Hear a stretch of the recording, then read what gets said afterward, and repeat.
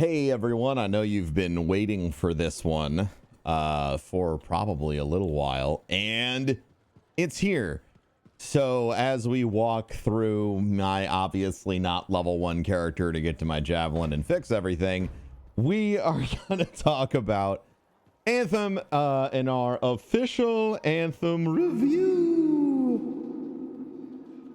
Pretty dope. All right, so let's just get into it. We're going to talk about the good stuff, the bad stuff, and we're going to focus on the bad stuff first, because I know that's what you like. All right, so Anthem launched, and it launched with a big, fat, disgusting pile of bugs. We're talking loading issues for people with different solid-state drives. We're talking about insane load times. We're talking about glitches that made the game unplayable. We're talking about the infinite loading glitch not being fixed. We're talking about the audio glitch not working. And in general, a bad time. The early access week was incredibly rough. It's hard for me to really pinpoint exactly everything that went wrong. But I feel like when Anthem launched, it sort of was the... it was just like 1,000 needles. Lots of tiny little things that aren't necessarily the worst, but really confusing. One of the things that got changed was, how this mission screen worked. I have video of that, but you all know what it looked like. It was this.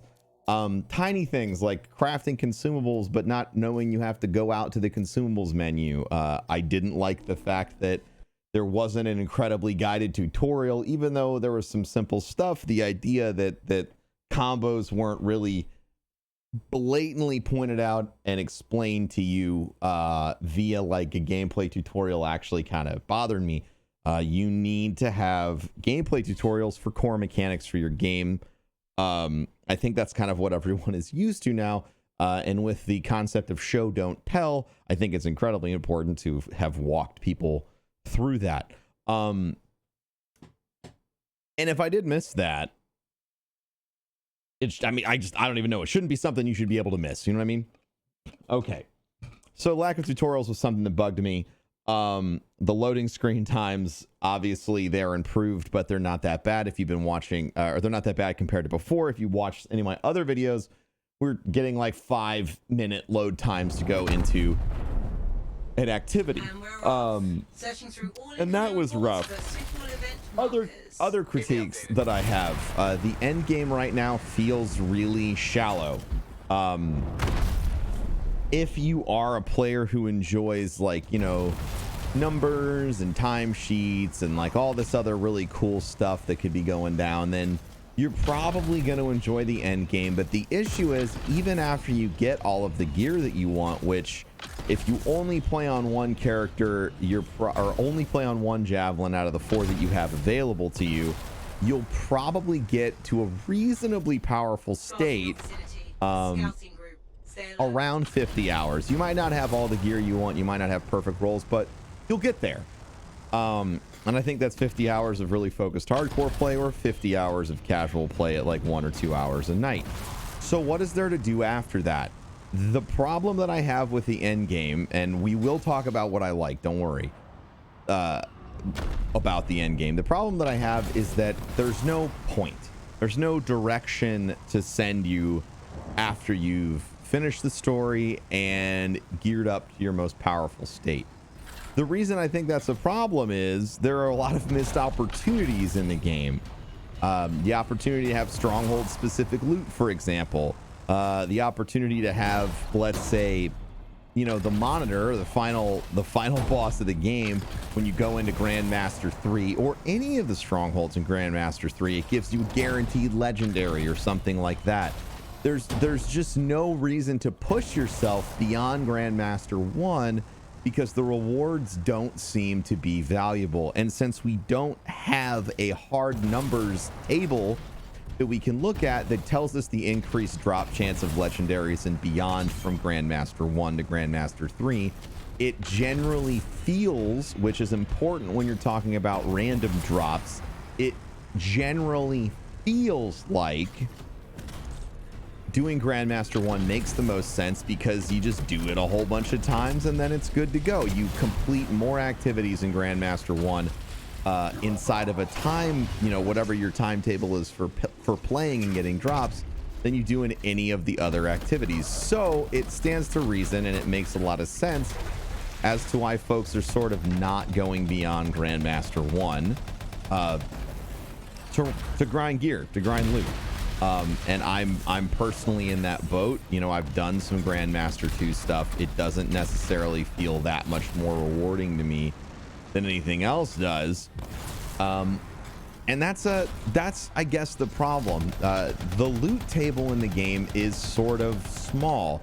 Now, I think that of specific items, it's okay to have a small amount of spells or items or whatever in a loot-based game when you have an incredibly dense perk variety, which Anthem does deliver. The problem is, again, once you get into the higher levels of loot, I'm going to run away before this guy murders me. Once you get into the higher levels of loot, it's sort of, again, the directionless feeling is like, why do I need to min-max myself to the teeth if there's nowhere for me to go with this? And even if you really didn't care about that, the rate at which you get masterworks and legendaries is so low that if you're trying to make a perfect build, it's 1,000-hour time investment, which I don't personally have a problem with 1,000 hours of time.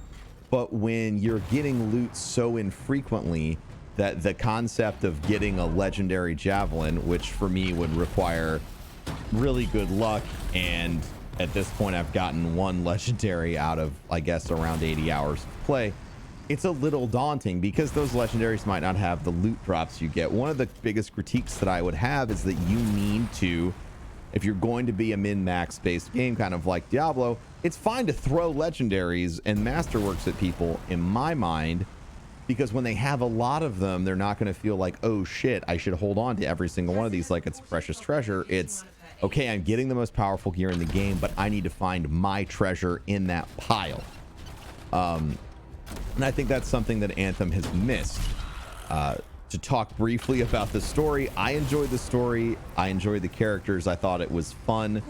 The problem being, if you really wanted to jump in and just enjoy the action, the story hub really slowed things down.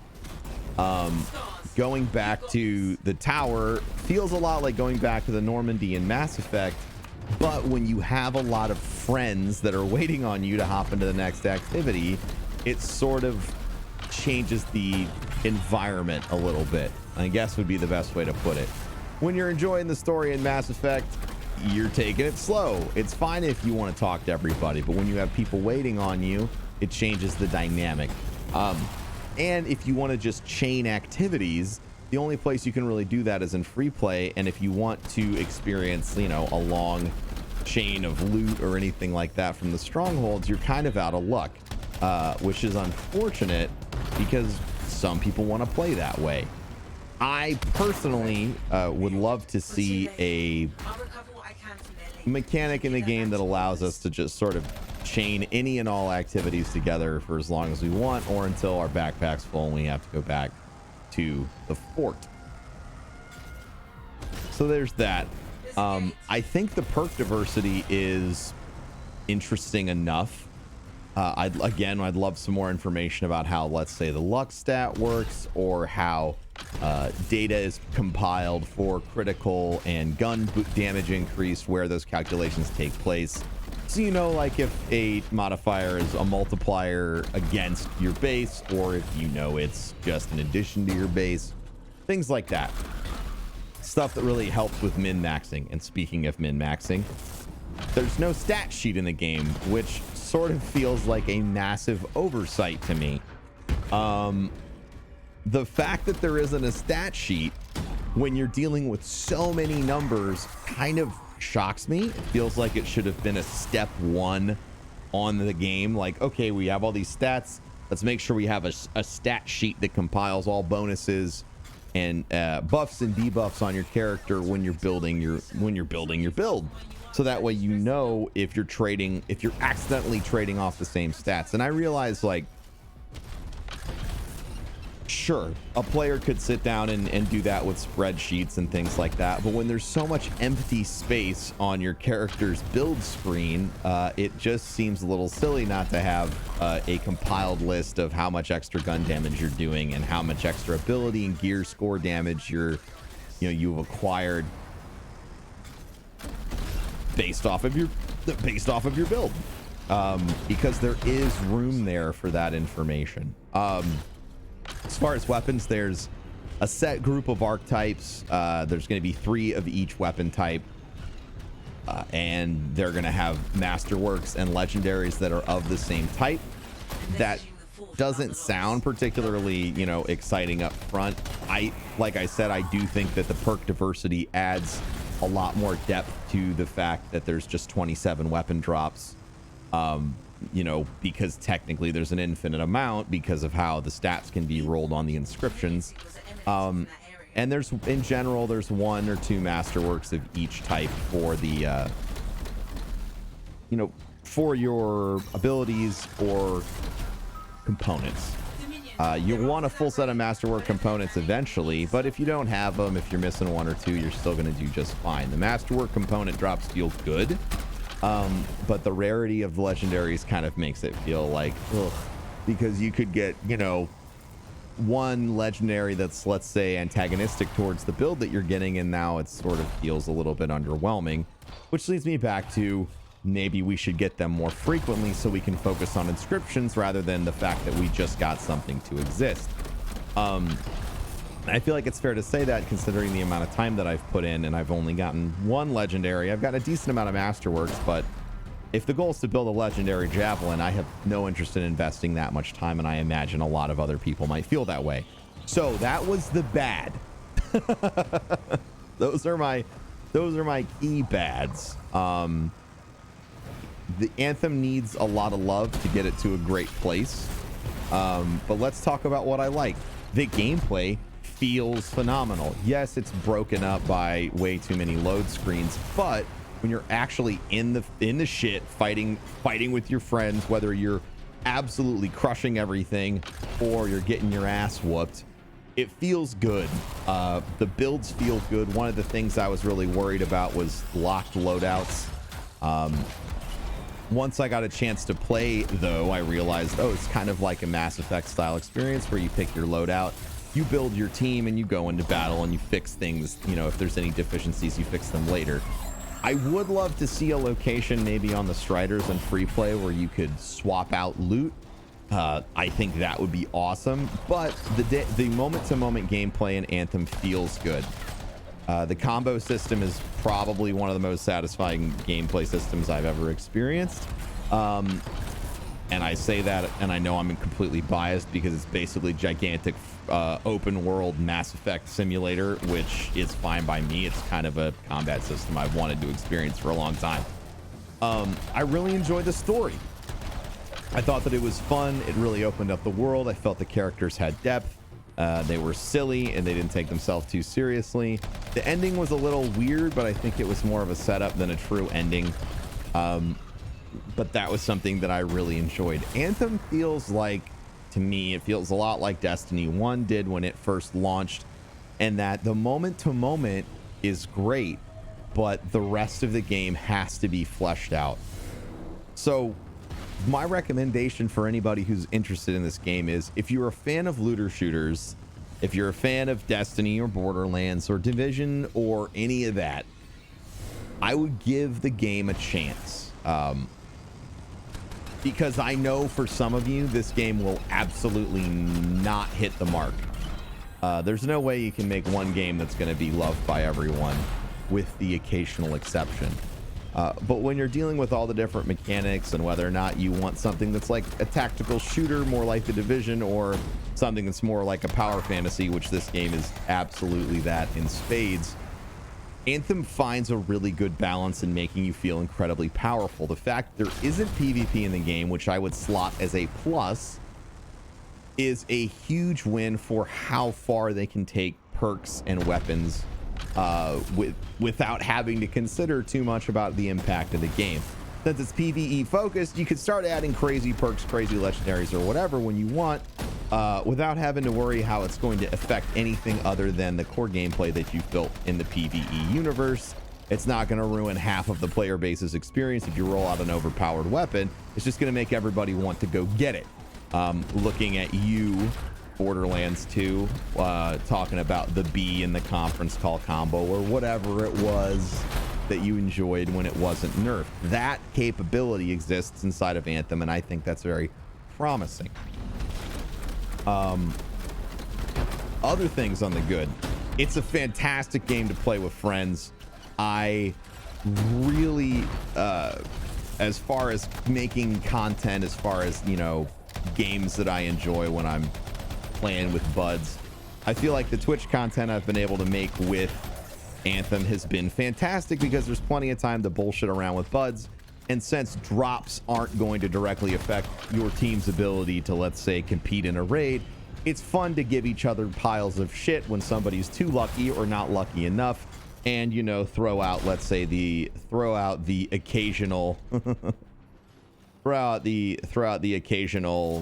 you know, masterwork drop for them when they're having a bad time. These are all huge pluses for me personally. And I think it's, you know, one of the big reasons why Anthem is worth your time if you're a looter shooter fan is it's something to play with your friends. So the big question I get asked all the time, and this is what we're going to wrap up with, is longevity. How do I think this game is going to perform in the long term? That is kind of yet to be seen.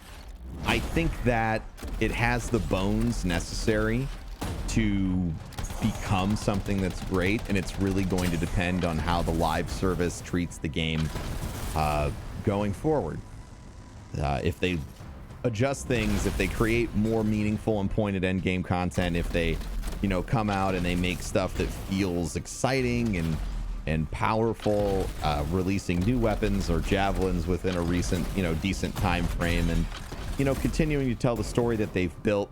One of the big pluses the game has going for it is free DLC, which means that anytime they roll out a big change or a big attempt or a huge swing, the entire community gets to experience it without a pay gate, which is something that is not the case with other looter shooters like Destiny. So the idea of all of this together gives me a lot of hope. Right now, I would tell you this. If you're interested, if you look at the game and it seems neat, then I would say it's probably worth your try. If you have any questions about Anthem at all when you're watching it, I would wait. I would wait and see what's coming out next. Wait until you feel like they've earned your purchase. That's the best way to approach pretty much anything in my mind when you're on the fence about a game. So wait until you see how the seasons of content is going to work, how these new introductions, how quickly they continue to patch the game and make changes. And if all of that is satisfactory for you, then I would absolutely, you know, recommend purchasing it after the game has reached that point. So out of 10, I would give Anthem probably a 6. You know, I know everyone always asks for that. And I'll give it that because it is a big fat buggy mess.